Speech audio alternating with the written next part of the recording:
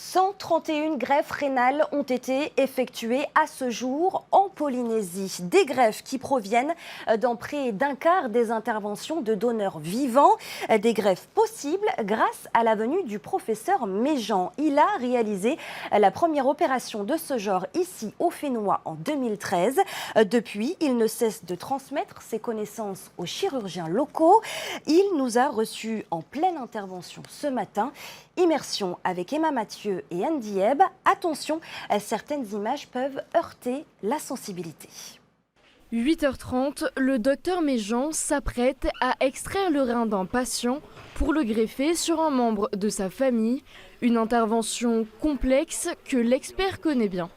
C'est forcément plus récent parce qu'encore une fois, on opère un patient qui est tout à fait sain, en très bon état général. On prend un organe sain et on sait que derrière, on va devoir le greffer à quelqu'un de son entourage. Donc on a un double challenge. Il faut bien imaginer que réaliser une greffe, c'est quelque chose de compliqué. Et sur le plan médical, et sur le plan chirurgical. Il faut qu'il y ait vraiment une très bonne osmose entre les différentes équipes. C'est un vrai investissement lourd et compliqué.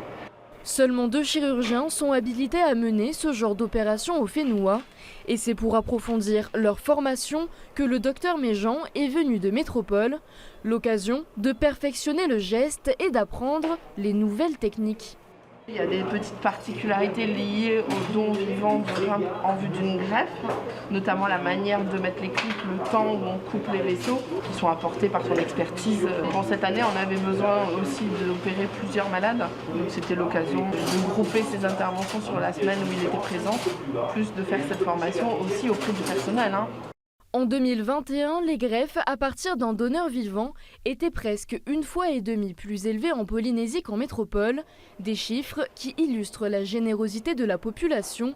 Si l'appréhension domine toujours, le spécialiste rassure. Pour celui qui donne un rein de son vivant, il n'y a que très peu de conséquences sur sa santé au futur.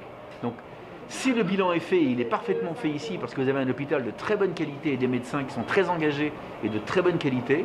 Si le bilan est bon, il n'y a pas de risque pour le donneur.